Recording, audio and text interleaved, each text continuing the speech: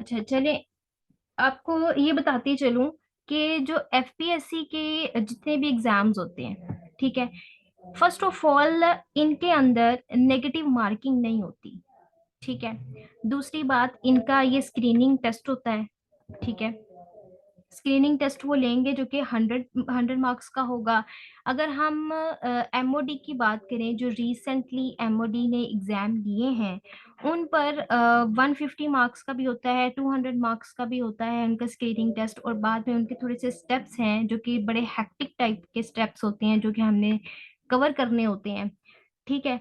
अब एफपीएससी और पीपीएससी, इन दोनों की जो जॉब्स हैं वो हर साल आती रहती हैं। ठीक है।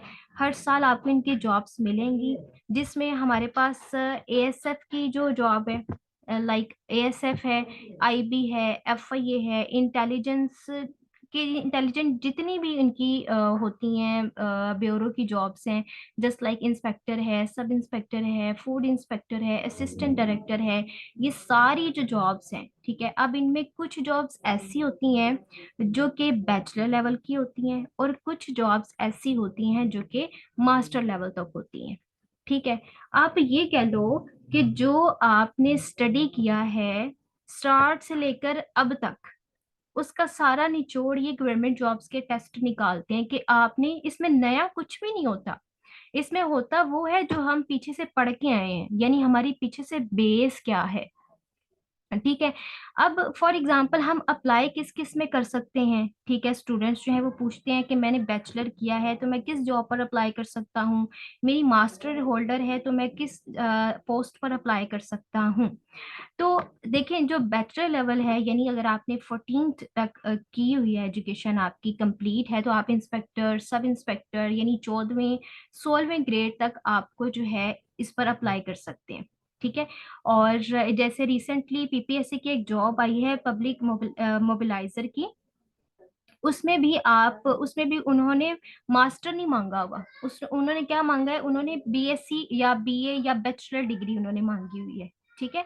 और ये जितनी भी हमारी इंटेलिजेंस ब्यूरो है, एएसएफ है, एफआईए है, या एमओडी है, ये जितनी भी एजेंसीज हैं, ये इनमें भी 14वें ग्रेड की, 16 ग्रेड की, 17 ग्रेड्स की हर साल जॉब्स आती हैं। अब रिसेंटली ये जनवरी का मंथ आएगा, फेब का मंथ आएगा, इन दोनों मंथ्स में होप सो एफआईए की जो सब इंस्पेक्टर की जॉब्स आएंगी, असिस्टेंट डायरेक्टर की होप सो जो है इनकी जॉब्स आने वाली हैं। ठीक है। अब बात करते हैं कि जो असिस्टेंट डायरेक्टर, जिन्होंने मास्टर लेवल पर किया हुआ है, उनका जो है वो 17 ग्रेड वाले पर अप्लाई कर सकते हैं, यानी असिस्टेंट डायरेक्टर पर।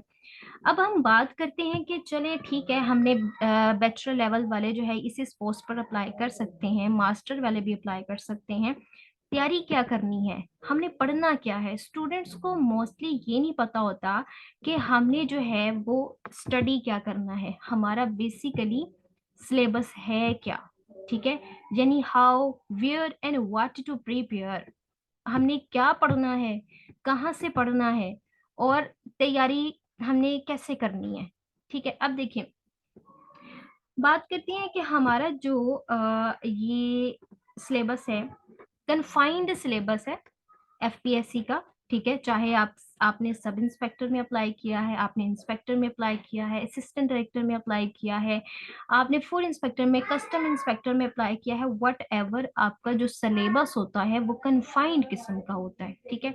इंग्लिश होगी, जियोग्राफी होगी, पाक स्टडी होगी, कंप्यूटर है, एवरीडे साइंस है, इस्लामियात है, और करंट अफेयर्स नेशनल और इंटरनेशनल तो मस्ट होते हैं। ठीक है। अब अगर उन्होंने 100 मार्क्स का पेपर बनाया है, या उन्होंने 150 मार्क्स का पेपर बनाया है, या 200 मार्क्स का उन्होंने पेपर बनाया है, तो उन्होंने इंग्लिश, जियोग्राफी, पाक स्टडी, कंप्यूटर, इन सब को उन्होंने डिवाइड किया हुआ है। ठीक है। फॉर एग्जाम्पल इंग्लिश तो मस्ट आती है ना, इंग्लिश 20 नंबर इंग्लिश के हो सकते हैं। अब इंग्लिश में वो देगा क्या क्या, ये भी हम स्टडी करते हैं। जियोग्राफी, ये सारे जीके होते हैं। और करंट अफेयर तो आजकल बहुत ज्यादा जो है वो 20 MCQ, मोस्टली 20% जो है वो करंट अफेयर का आता है, जिसमें नेशनल और इंटरनेशनल दोनों मिक्स अप होते हैं। अब पाक स्टडी में क्या होता है, पाक स्टडी में हमने पढ़ना होता है, ये मैं आपको आगे जाके बताती हूँ, ठीक है। अब ये उनका सिलेबस है। बाजुकात पीपीएससी की अगर हम बात करें ना, तो पीपीएससी वाले, अगर आपने किसी भी स्पेशल सब्जेक्ट में अप्लाई किया है पीपीएससी में, तो 80% आपका उस सब्जेक्ट से रिलेटेड आएगा। और बाकी का जो 20% होगा ना, वो जीके का होगा या वो उर्दू डाल देगा। इंग्लिश तो मस्ट होगी ना, इंग्लिश वो कभी भी नहीं उसको, ये तो आप भूल जाएं कि इंग्लिश जो है वो नहीं आएगी। वो इस्लामियात को स्किप कर सकता है, वो पाक स्टडी को स्किप कर सकता है, वो एवरीडे साइंस को स्किप कर सकता है, बट वो इंग्लिश को कभी भी स्किप नहीं करता। ठीक है, ये बात आपने याद रखनी है। अब हम बात करते हैं कि हम ये जो तैयारी करते हैं, अब इसमें ये नहीं होता कि एक स्टूडेंट है और उसने पढ़ना कहाँ से है। चले, हमें सिलेबस तो पता चल गया ना कि इंग्लिश है, ज्योग्राफी है, इस्लामियत है, भाई ये सब्जेक्ट्स हैं, इनको हमने प्रिपेयर करना है। अब कुछ स्टूडेंट्स ऐसे होते हैं, वो क्या करते हैं कि वो एक बुक ले लेते हैं, एमसीक्यू बेस्ड बुक पकड़ लेते हैं। जैसे डोगर की एमसीक्यू बेस्ड कोई भी बुक उसने पकड़ ली और वो उसको पढ़ना स्टार्ट हो जाएगा। ऐसे नहीं करना, यानी कि वो रट्टा लगाना शुरू कर देगा। अब आपने बेसिक से भी रट्टा लगाया, मींस कि आपने जो आपने मैट्रिक किया, 8th 9th 10th, फिर आपने एफएससी की या एफए किया, वट एवर, तो वहां भी आप रट्टा लगाते आ रहे हो और यहाँ भी आप रट्टा लगाते आ रहे हो। तो आपने ये बात अपनी माइंड में रखनी है कि एफपीएससी में और पीपीएससी में, स्पेशली पीपीएससी के अंदर रट्टा या तुक्का नहीं चलता। ठीक है, पीपीएससी में तो बिल्कुल भी नहीं चलता ना, क्योंकि वहां पे नेगेटिव मार्किंग होती है। इशारिया 2 4 इशारिया 2 5 पॉइंट्स जो हैं वो कट होते हैं। ठीक है, पॉइंट्स। अब हर सब्जेक्ट को हमें अलग अलग टाइम देना पड़ता है। ठीक है, सेपरेटली उसको पढ़ना पड़ता है। अगर हमने इंग्लिश पकड़ी है ना, तो 1 हफ्ता 2 हफ्ता इंग्लिश को पकड़े, इंग्लिश का सिलेबस देखें, उसने इंग्लिश में देना क्या है। ठीक है, अब एक सब्जेक्ट पकड़ लें, फॉर एग्जांपल हमने इंग्लिश को पकड़ लिया। ठीक है, अब इंग्लिश में देखें उसने क्या क्या कहा है कि इंग्लिश में वो क्या क्या पूछेगा। जनाब, वो इंग्लिश में पूछेगा सबसे पहले बेस, यानी पार्ट्स ऑफ स्पीच। ठीक है, आपको पता ही होंगे, हमने जो है वो बचपन से पार्ट्स ऑफ स्पीच पढ़े हैं। जस्ट लाइक नाउन है, प्रोनाउन है, ये सारे पार्ट्स ऑफ स्पीच हैं। डायरेक्ट इनडायरेक्ट, यानी जितनी भी इंग्लिश के बेस है वो देगा वो। ठीक है, सिनोनिम है, एंटोनिम्स वो देगा, या वो प्रेपोजिशन दे देगा, सेंटेंस करेक्शन देगा, कंडीशनल सेंटेंसेस दे देगा। ये इंग्लिश का 20 मार्क्स का पेपर वो इस तरीके से डिवाइड करता है। अब ये उसकी मर्जी है कि वो 5 MCQ सिनोनिम का दे दे। अब डिफरेंट पेपर्स देखने को आए हैं जिसमें वो सिर्फ सारे एमसीक्यू वो सिनोनिम दे देता है। कुछ पेपर्स में उसने डिवाइड कर दिया, सिनोनिम 5 दे दिए, 5 प्रेपोजिशन दे दी, 5 करेक्शन दे दी, 5 डायरेक्ट इनडायरेक्ट दे दिए, तो 20 नंबर इस तरीके से वो पूरे कर लेगा। लेकिन कुछ पेपर्स में, अब ये डिपेंड करता है एग्जामिनर के ऊपर कि वो आपको किस तरीके से, मोस्टली जो पूछा जाता है ना, जितने मैंने एग्जाम्स दिए हैं, जो पूछा जाता है वो मोस्टली पूछा जाएगा पार्ट्स ऑफ स्पीच पर आपकी कमांड होनी चाहिए। ठीक है, वो पूछेगा एक लाइन या कोई सेंटेंस दे देगा और आपसे कहेगा इसमें एडवर्ब बताएं कौन सा है, इसमें एडजेक्टिव बताएं कौन सा है। ठीक है, पार्ट्स ऑफ स्पीच को आइडेंटिफाई करना पड़ता है। ठीक है, ये हमारी बेसिक लेवल की स्टडी है, जिसका निचोड़ ये गवर्नमेंट जॉब्स पर जब लेते हैं तो हमें पता चलता है कि हमने पढ़ाई नहीं बिल्कुल उसके बारे में। अच्छा, नेक्स्ट चलते हैं कि पार्ट्स ऑफ स्पीच में हमें पता है नाउन होते हैं, प्रोनाउंस होते हैं, verb, adverb, conjunction, interjection, articles हैं, एडजेक्टिव्स हैं, प्रेपोजिशंस हैं। प्रेपोजिशन तो मस्ट आती है ना। ठीक है, प्रेपोजिशंस तो जितने मैंने एग्जाम्स दिए हैं, तो प्रेपोजिशन का पार्ट जो है वो लाजमी होता है, सिनोनिम का दे देगा वो। ठीक है, कंजक्शन, इंटरजेक्शन, ये क्या होती हैं। ठीक है, एक सेंटेंस आपको दे दिया जाए और किसी भी चीज को अगर आइडेंटिफाई करना है, किस तरीके से करना है, तो ये हमें पढ़ना पड़ेगा, ठीक है, फर्स्ट ऑफ ऑल। अच्छा, उसके बाद एनालॉजी भी होती है, लेकिन उसकी चांसेस कम होते हैं। ये it depends on the paper, आप कौन सा पेपर दे रहे हो, या इट डिपेंड्स ऑन एग्जामिनर के, एग्जामिनर का क्या माइंड है उस वक्त के वो क्या दे दे। आपको ये इंग्लिश की बेस ये पूरी पढ़नी पड़ती है, ठीक है, ये नहीं होता कि आप तुक्का लगा लो। तो ये हो गया, इंग्लिश की बात हो गई, ठीक है। अब हम बात करते हैं जियोग्राफी की, ठीक है। अगला सब्जेक्ट है हमारा जियोग्राफी का। जियोग्राफी में क्या आता है, कॉन्टिनेंट्स आ जाते हैं। कितने कॉन्टिनेंट्स हैं, 7 कॉन्टिनेंट्स हैं। एशिया है, अफ्रीका है, ऑस्ट्रेलिया है, अंटार्कटिका है। अब इन कॉन्टिनेंट्स में हमने पढ़ना क्या है। अब हमने इंग्लिश तो पढ़ ली ना, पार्ट्स ऑफ स्पीच देख लिए हमने, सेंटेंस करेक्शन देख ली, हर एक टॉपिक को हमने रीड कर लिया। आप कोशिश करें कि जो आप स्टडी कर रहे हो, एक बुक है इंग्लिश की, बहुत जबरदस्त बुक है और मैं भी उसको रीड करती हूँ। इम्तियाज शाहिद की बुक है, जो कि CSS एस्पायरेंट्स के लिए बेहतरीन बुक है, आप वो ले लें। और उसमें जो है वो मोस्टली सेंटेंस करेक्शन, सारा उसकी पार्ट्स ऑफ स्पीच, आर्टिकल्स दिए हुए हैं। बड़ी जबरदस्त किस्म की बुक है वो। अच्छा जी, हमने जो है इस एक एक टॉपिक को रीड आउट कर लिया, ठीक है, हमें पता चल गया कि हमें जो है इंग्लिश में क्या क्या पढ़ना है। अब हम बात करते हैं जियोग्राफी की। अगला जो हमारा सब्जेक्ट हमने पकड़ लिया, चले हमने एक हफ्ते में, ठीक है, मैं शेयर कर दूंगी, मैं शेयर ग्रुप में शेयर कर दूंगी, ठीक है। अब हम बात करते हैं जियोग्राफी की। इंग्लिश हमने स्टडी कर ली। अ, हमने टारगेट रख लिया कि इंग्लिश को मैंने जो है वो 2 हफ्ते देने हैं, ठीक है। हर एक सब्जेक्ट को आपने डिवाइड कर लेना है, ठीक है। हर सब्जेक्ट एक अपना टाइम मांगता है, ठीक है, उसको सेपरेटली पढ़ना पड़ता है। अब जियोग्राफी में जो है वो कॉन्टिनेंट, सबसे पहले हमने देखना है जियोग्राफी, हमने खोल ली। अब हमने देखना है उसमें पढ़ना क्या क्या है।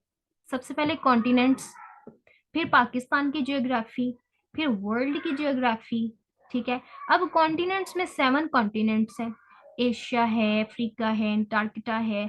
अब इसमें वो क्या पूछेगा, इसमें वो पूछेगा सबसे बड़ा कॉन्टिनेंट कौन सा है, एरिया वाइज पूछ लेगा, या उसकी जो पॉपुलेशन कितनी है, सबसे छोटा कॉन्टिनेंट कौन सा है, या वो पूछेगा वो कौन सा ऐसा कॉन्टिनेंट है जिसका कोई डेजर्ट नहीं है, या अगर ये सहारा डेजर्ट है ये किस कॉन्टिनेंट के अंदर है। ये सारी इंफॉर्मेशन जो है वो हमें कॉन्टिनेंट से मिलती है। यानी कॉन्टिनेंट्स, फॉर एग्जांपल मैं एशिया की बात करती हूँ, मैंने एशिया को पकड़ा, ठीक है। तो एशिया में कौन कौन से ममालिक आते हैं ये हमने देखना है, ठीक है। 45-46 उसकी कंट्रीज एशिया के अंदर हैं। अफ्रीका के अंदर 54 ममालिक हैं, ये वो पूछ लेगा। एशिया के अंदर जो लार्जेस्ट एरिया वाइज कंट्री कौन सा है, तो वो रशिया है, ठीक है। और अगर हम पॉपुलेशन वाइज देखें तो उसमें चाइना आ जाएगा, ठीक है। तो इस तरीके से हमने उसको जो है वो स्टडी करना होता है। फिर वो उसके डेजर्ट्स भी होते हैं हर कॉन्टिनेंट का, ठीक है। हर कॉन्टिनेंट का जो है वो एक अपना डेजर्ट होता है। तो वो ये भी पूछेगा सहारा डेजर्ट किस कॉन्टिनेंट के अंदर है, वो कौन सा ऐसा डेजर्ट है जिसपे कोई पॉपुलेशन ही नहीं है।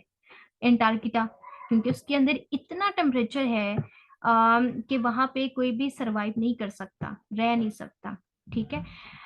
फिर हम बात करते हैं कॉन्टिनेंट्स को हमने स्टडी कर लिया। कॉन्टिनेंट का एक चार्ट जो है वो मैंने बनाया हुआ है, आई थिंक सो मैंने वो ग्रुप में शेयर भी किया था। उससे रिलेटेड ही क्वेश्चंस आते हैं, ठीक है।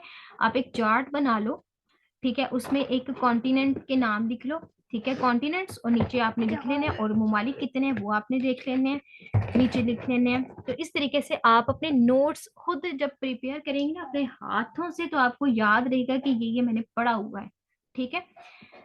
पाकिस्तान की जियोग्राफी, पाकिस्तान के जियोग्राफी में बेसिकली क्या आ जाता है कि ये पाकिस्तान है कहाँ पर, ठीक है। और इसके अलावा रिवर्स, माउंटेन्स, इसमें ग्लेशियर्स, इसमें जो है वो क्या क्या चीजें हैं। रिवर्स मतलब कौन सा दरिया कहाँ से निकल रहा है, कहाँ जा रहा है, ये सारे जो हैं चीजें ये पाकिस्तान की जियोग्राफी में आएंगी। वर्ल्ड की जियोग्राफी में तो ऑब्वियसली फिर वर्ल्ड की आएगी। फॉर एग्जांपल सबसे बड़ा दरिया कौन सा है, सबसे छोटा दरिया कौन सा है, ठीक है। और उसकी लेंथ कितनी है ये भी वो पूछते हैं। ये सारी चीजें, जितने भी रिवर्स हैं, ग्लेशियर्स हैं, माउंटेन्स हैं, ओशंस हैं, ठीक है। ओशन अगर हमने पढ़ा है तो उसको हमने थॉरली पढ़ना है। अगर हमने रिवर्स देखने हैं तो पाकिस्तान के कितने रिवर्स हैं, हर सूबे में कितने रिवर्स हैं, और कौन कौन से रिवर्स हैं, उनकी जो है ग्लेशियर्स पाकिस्तान में कौन सी है, माउंटेन जैसे सबसे हाईएस्ट माउंटेन जो है वो पाकिस्तान की कौन सी है, दुनिया में हाईएस्ट माउंटेन कौन सी है, पाकिस्तान में कितनी माउंटेन जो है वो 8,000 मीटर से ऊपर है। इस तरीके को क्वेश्चंस आते हैं, ठीक है। सो आपको ये सारी चीजें रट्टे लगाने से नहीं आएंगी, आपको इनको हर सब्जेक्ट को टाइम देना पड़ेगा, ठीक है। कि जो हमने पाकिस्तान स्टडी, पहले हमने पाकिस्तान ज्योग्राफी है तो उसको हमने एक एक टॉपिक करके उसको जो है रीड आउट करो। फिर ज्योग्राफी, वर्ल्ड ज्योग्राफी पकड़ो, उसके माउंटेन्स देखो, ग्लेशियर्स देखो, रिवर्स, ओशंस, ये सारी आपको स्टडी करनी पड़ेगी, ठीक है। एक न्यू कमर के लिए, यानी अगर कोई बंदा नया है, ठीक है, आया है और उसको इतनी हावनो नहीं है कि उसने किस तरीके से तैयारी, उसको मैक्सिमम 1 ईयर तो लगेगा, 6 से 7 या 8 महीने मैक्सिमम उसको तैयारी करने के लिए लगेंगे, ठीक है।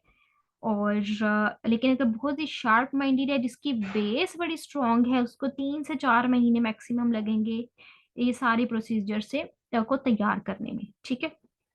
अब हम बात करते हैं एवरीडे साइंस की। अब ये भी वही बेसिक है जो हमने पढ़ी। एवरीडे साइंस में क्या आ जाएगा, बायोलॉजी आ जाएगी, केमिस्ट्री आ जाएगी, फिजिक्स आ जाएगी। ये वही है जो हमने नाइन्थ नाइन्थ टेंथ में पढ़ी थी, जो हमने एट्थ में पढ़ी थी। ये हमारी बेस है, वहां से क्वेश्चंस आते हैं। इसमें कोई भी नया एमसीक्यू देखने को अभी तक नहीं आया, ठीक है। और एवरीडे साइंस का एक पाक एमसीक्यू की फाइल है, आप बेशक वो कर ले, वहां से जो है वो हमारा पेपर अटेम्प्ट हो जाता है, ठीक है। नेक्स्ट जो है वो हमारे पास मैथ का पोर्शन आ जाता है, ठीक है। मैथ का पोर्शन आ जाता है। मैथ में बेसिक मैथ वो उसने दिया हुआ है। मैथ का सिलेबस भी कन्फाइंड है, जैसे एरिथमेटिक मीन उसने कहा है करना है, मीन, मोड, मीडियन हमने पढ़ना है, परसेंटेज क्या है, परसेंटेज करनी है। परसेंटेज के क्वेश्चंस बहुत ज्यादा आते हैं, रेशियो के क्वेश्चंस आते हैं, प्रोपोर्शंस के भी आते हैं, ठीक है, अरिथमेटिक मीन्स के भी आते हैं। मिक्सअप होके 20 नंबर का इसका मैथ का एक पोर्शन होता है, ठीक है। तो इसको भी हमें जो है, ये मैथ एक ऐसा सब्जेक्ट है, फॉर एग्जाम्पल हमने इंग्लिश को 1 महीना दे, 1 हफ्ता दे दिया या 2 हफ्ते दे दिए। मैथ एक ऐसा सब्जेक्ट है, आपको इसको साथ साथ लेके चलना पड़ेगा, ठीक है। ये आपको ओरल याद नहीं होगा, जब तक आपकी प्रैक्टिस नहीं होगी ना बाय हैंड, तो आप पेपर में मैथ बिल्कुल भी सॉल्व नहीं कर पाओगे, ठीक है। इसको डेली के आप कोशिश करो कि डेली के 10-15 क्वेश्चंस लाजमी अपने हाथों से गुजारो, ठीक। फिर ही आपकी अच्छी प्रैक्टिस होगी मैथ की, ठीक है। एफपीएससी सिलेबस मैथ में, हाँ जी, पीपीएससी में नहीं बताया होता कि उन्होंने मैथ में क्या देना है, ठीक है। पीपीएससी में उन्होंने कुछ कन्फाइंड नहीं किया होता, उसका सिर्फ 80% का उन्होंने अपना स्पेसिफिक एक सिलेबस उसने सब्जेक्ट का होगा। बाकी जो जीके पोर्शन है उसमें पीपीएससी में ये भी पता नहीं होता कि उर्दू में पेपर आना है, उर्दू का पोर्शन वो दे देता है, ये अब उसकी मर्जी होती है, क्योंकि पीपीएससी का जो पेपर होता है वो थोड़ा सा, बल्कि थोड़ा ज्यादा ही टफ होता है। उसमें कुछ पता नहीं होता कि वो पेपर कहाँ से दे देता है और कौन सा पोर्शन उठा के दे देता है, ठीक है। कंप्यूटर भी उठा के दे सकता है, अभी उनकी मर्जी है, ठीक है। हाँ जी। अब हम चलते हैं हमारे पाक स्टडी और इस्लामियात, ठीक है। पाक स्टडी और इस्लामियात। अब जो इस्लामियात है ना, इस्लामियात में हमने पढ़ना है लाइफ ऑफ मोहम्मद सल्लल्लाहु अलैहि वसल्लम, ठीक है। मदीना में हिजरत से पहले उनकी जिंदगी क्या थी, हिजरत के बाद जिंदगी क्या थी, उनकी खिलाफत जो सिस्टम आया उनके बाद, ठीक है, कितने खुलफाए राशिदीन आए, उनके दौरे हुकूमत में कौन कौन सा काम हुआ, ये पूछते हैं। फिर जो गजवात हैं, ठीक है, उसके बारे में बहुत ज्यादा क्वेश्चंस आते हैं। हर गजवे को आपने थॉरली पढ़ना है, हर गजवे को। पहला गजवा कौन सा था, पहला गजवा तो वो अबवा है ना। हाँ जी, मैं बता दूंगी, मैं बता दूंगी। पहला गजवा जो था गजवा अबवा है, फिर गजवा बदर, फिर ओहद। अब गजवा बदर में क्या हुआ, कितने सहाबी शहीद हुए, उसका सिपा सलार कौन था, और गजवा बदर में जो कुफार का सिपा सलार कौन था, कब हुई, ठीक है, गजवा ओहद कब हुई। अब ये सारी चीजें आपको, ये जितने भी गजवात हैं, ये सारे गजवात आपको थोरोली पढ़ने पड़ेंगे, ठीक है। इसमें कोई भी शॉर्टकट नहीं है, आपको ये पढ़ना पड़ेगा थोरली, ठीक है। खिलाफत सिस्टम है, सबसे पहला खलीफा कौन था, हजरत अबू बकर थे, उनका कितना दौरे हुकूमत रहा, उन्होंने अपने दौरे हुकूमत में कौन कौन से काम करवाए, ठीक है। फिर हजरत उमर आए, उन्होंने अपने दौरे हुकूमत में कौन से काम करवाए, उनका खिलाफत सिस्टम कितनी देर तक रहा, ठीक है।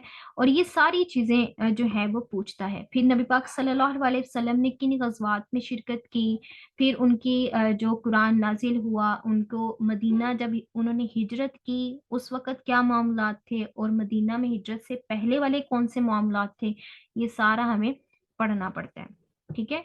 और वही बात कि ये सारी चीजें वही हैं जो हमने अपनी जो स्टार्टर एजुकेशन से पढ़ी हैं, ठीक है।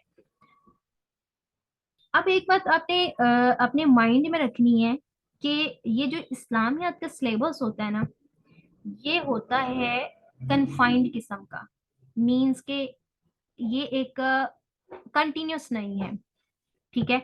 हमें पता है कि ये जो है हमें लाइफ ऑफ मोहम्मद सल्लल्लाहु अलैहि वसल्लम पढ़ना है, खिलाफत सिस्टम है, गज़वात हैं, और एक कन्फाइंड आपने पढ़ लिया इस्लामियात तो आपका ये हो गया कंप्लीट। बट ये जो हमारे पास आ जाते हैं ना करंट अफेयर्स, ठीक है, ये करंट अफेयर्स एक ऐसा सब्जेक्ट है जो कि डे बाय डे इंक्रीज होता जाता है, ठीक है। इस्लामियात में अब तो कोई चेंजेस नहीं आएंगी ना, इस्लामियात में खिलाफत सिस्टम में जो हो गया बस हो गया, वो वहीं तक है। गज़वात में जो हो गया बस हो गया, हमने वही पढ़ना है, अब उसमें तो कोई चेंज ही ना हुआ। तो Islamiyat is comparatively easy to study, और एक बार याद कर लिया तो उसमें अब कोई चेंज नहीं आ सकता, तो हमारे मेमोराइज करना इसको आसान हो जाता है। अब पाक स्टडी की अगर हम बात करें, इसमें हमने पढ़ना होता है प्री पार्टीशन, ठीक है। इसमें मुगलिया हुकूमत जो सल्तनत आती है, उन्होंने कितना, पहला जो मुगल बादशाह कौन था, आखिरी कौन था, और ये जो बादशाही मस्जिद है फैसल, ये शाह, ये जो मस्जिद है, ये इन्होंने किस किस बादशाह ने जो है वो इसको तैयार करवाई थी, ये सारे वो पूछते हैं, ठीक है। और एक मिनट,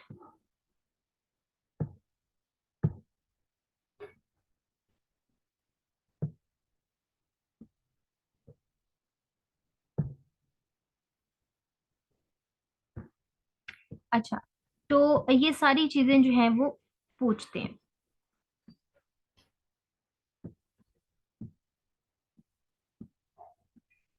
अच्छा, प्री पार्टीशन में ये है। अब पोस्ट पार्टीशन में, पोस्ट पार्टीशन में जनाब वो पूछेगा जब पाकिस्तान बन गया, ठीक है, तो पाकिस्तान बनने के बाद क्या क्या मामलात हुए, ठीक है, वजीर आजम कौन था, अब जितने भी वजीर आजम कौन कौन, पहला वजीर आजम कौन था, पहला गवर्नर कौन था, और किस की हुकूमत कितनी देर चली, किस किस ने क्या क्या काम किया, ये जो शिमला वफद और क्रिप्स मिशन, या जितने भी हमारा जो बांग्लादेश जो आज़ाद हुआ या अलहदा हुआ, ठीक है, ये सारी जो चीजें हैं pre partition post partition plus उसकी जियोग्राफी पाकिस्तान की, ये सारी उसमें आ जाएंगी, ठीक है, ये हमें पढ़नी पड़ती हैं। तो ये जो पाक स्टडी अगर हम देखें ना अपनी 9th 10th की बुक, उसमें हमें ये सारी चीजें मिल जाएंगी पाक स्टडी की। अगर हम 9th की बुक पकड़े, 10th की बुक पकड़े, अगर हम 11th 12th की बुक पकड़ लेना, उसमें हमें ये सारी चीजें मिल जाएंगी, ठीक है, पाक स्टडी में। तो अब हम बात करते हैं हमने पढ़ना कहाँ कहाँ से है। चले, हमने सिलेबस तो डिस्कस कर लिया कि भाई पाक स्टडी है, इस्लामियात है, मैथ्स है, और बाजू का वो कंप्यूटर साइंस भी दे देता होता है, ठीक है, कंप्यूटर साइंस भी वो दे देता होता है। और पढ़ना कहाँ कहाँ से है, आपने क्या करना है, आपने जो है ना एक एडवांस एफपीएससी की मॉडल बुक ले लेनी है इम्तियाज शाहिद की। ठीक है, जो एडवांस्ड एफपीएससी का मॉडल पेपर है ना इम्तियाज शाहिद का, वो आपने ले लेना है और अपडेटेड लेना है। ठीक है, और इसमें जितने भी पास्ट पेपर्स होंगे ना, ओरिजिनल पास्ट पेपर्स होते हैं मॉडल पेपर्स। एफआईए है, एमओडी है, आईबी, एएनएफ, एएसएफ, जिसमें भी आपने अप्लाई किया है वो उसमें एमसीक्यू होंगे। अब आपने इसको स्टडी कैसे करना है, एफपीएससी की मॉडल पेपर को आपने इसको इस तरीके से स्टडी करना है कि आप अगर कोई भी एमसीक्यू ले रहे हो, ठीक है, फॉर एग्जांपल आपने करंट अफेयर पढ़ रहे हो, उसके अंदर तो उसमें लिखा हुआ है कि यूके का जो प्राइम मिनिस्टर है वो लिज ट्रूस है, लेकिन हमें अभी जो पता है कि ऋषि सुनाक जो है वो चेंज हो गया, यानी लिज ट्रूस की जगह ऋषि सुनाक ने ले लिया। आपने एक पेंसिल पकड़नी है और उस एमसीक्यू को अपग्रेड कर देना है, अपडेट कर देना है उधर ही। ठीक है, आपने नीचे लिख देना है कि ये जो 2022 का या 2023 जो भी आएगा ऑनवर्ड, ये ऋषि सुनाक जो है वो अब करंट प्राइम मिनिस्टर है यूके का। ठीक है, कोई भी एमसीक्यू अगर वो जो है वो हो गया तो उसको आपने अपडेट करते रहना है, साथ साथ अपडेट उसको करें। और अगर आप किसी भी जनरल नॉलेज की बात कर रहे हैं, ठीक है, अगर आप जनरल नॉलेज पढ़ रहे हो, फॉर एग्जाम्पल आपने पढ़ा कि केटी जो है वो हाईएस्ट माउंटेन रेंज में आएगा और ये हिमालय रेंज है, ठीक है, फॉर एग्जाम्पल, तो आपने केटू के बारे में जितनी भी इंफॉर्मेशन होंगी वो आपने निकालनी है खुद से। और केटू को जो है आपने देखना है कि ये है कहाँ पर, वो लिख देना वहां पर, और इसकी हाइट कितनी है वो लिख देनी है आपने, और इस ये जो है वो किस नंबर पर आता है वो लिख देना आपने। ठीक है, तो ये एक एमसीक्यू के साथ आपके पास मल्टीपल एमसीक्यू और इंफॉर्मेशन कलेक्ट होती जाएंगी एक ही पेपर के ऊपर। ठीक है, इस तरीके से। और मेरे पास जो है पास्ट पेपर्स अपडेटेड भी पड़े हुए हैं। ठीक है, मैं इस तरीके से जो है उसके ऊपर लिखती जाती हूँ। ठीक है, तो आपने उसको उस तरीके से करना है। कारवान की जीके इंसाइक्लोपीडिया है, चौधरी नजीब के, आप ये भी ले सकते हो। पाक एमसीक्यू की एक वेबसाइट है, अगर आपने वेबसाइट से पढ़ना है तो पाक एमसीक्यू द बेस्ट वेबसाइट है। टेस्ट पॉइंट द बेस्ट जो है वो हमारे पास है, क्या उसको कहते हैं, टेस्ट पॉइंट जो है वो हमारे पास दी बेस्ट वेबसाइट है, और इसमें एक्सप्लेनेशंस भी दी होती हैं, एग्जाम विडा। ठीक है, ये भी इसकी इंफॉर्मेशन एमसीक्यू वगैरह उसमें दिए होते हैं। अब बेसिकली इसमें होता क्या है, आपने फॉर एग्जांपल आपने हर सब्जेक्ट को, अब सारा साल तो जॉब्स आती रहती है ना, फॉर एग्जांपल हर साल जो है,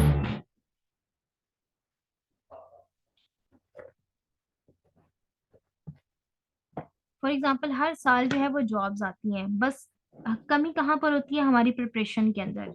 ठीक है, आपने जो है वो अप्लाई करना है। कुछ स्टूडेंट्स होते हैं वो ऐसा करते हैं कि वो अप्लाई ही नहीं करते। वो क्यों नहीं करते, वो इस वजह से नहीं करते कि वो कहते हैं कि हमारी अभी प्रिपरेशन नहीं है, या हम जो है वो अभी एलिजिबल नहीं है।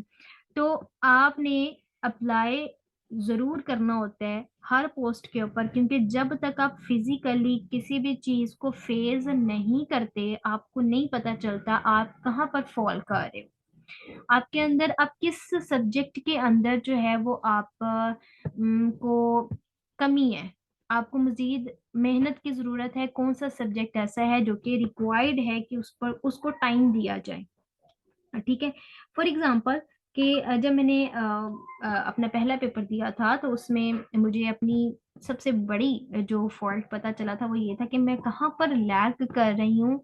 मुझे कौन सा सिलेबस, कौन सा सब्जेक्ट ऐसा है जिस पर मुझे टाइम देना चाहिए, तो वो करंट अफेयर था। ठीक है, जिसमें मुझे थोड़ा सा उसको मुझे टाइम देने की जरूरत थी, तो मैंने करंट अफेयर ठीक किया। फिर अगले पेपर को जब मैंने अटेम्प्ट किया तो मुझे पता चला कि भाई मेरा मैथ भी वीक है, तो फिर मैंने मैथ को भी टाइम दिया। तो इस तरीके से जब आप पेपर अटेम्प्ट करते हो ना तो आपको पता चलता है कि आप लाई कहाँ पर कर रहे हो, आप फॉल कहाँ पर कर रहे हो, आपकी तैयारी कितनी है।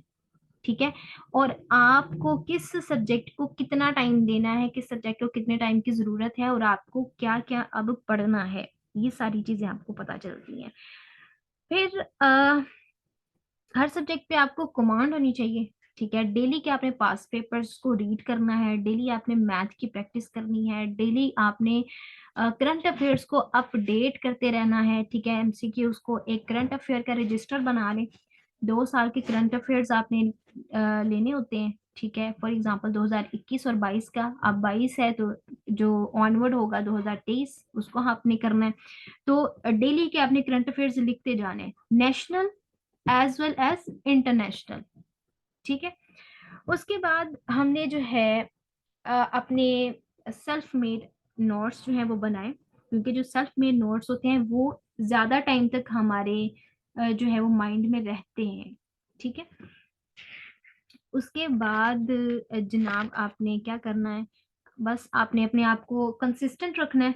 ठीक है। एफपीएससी जो है वो एक हमारी मेहनत मांगती है, एक हमारी कंसिस्टेंसी मांगती है, क्योंकि जब हम किसी भी पोस्ट पर अप्लाई करते हैं तो ये नहीं होता कि आपने आज अप्लाई किया तो कल आपका पेपर हो जाएगा, या 2 महीने बाद, वो हो सकता है 6 महीनों के बाद पेपर ले।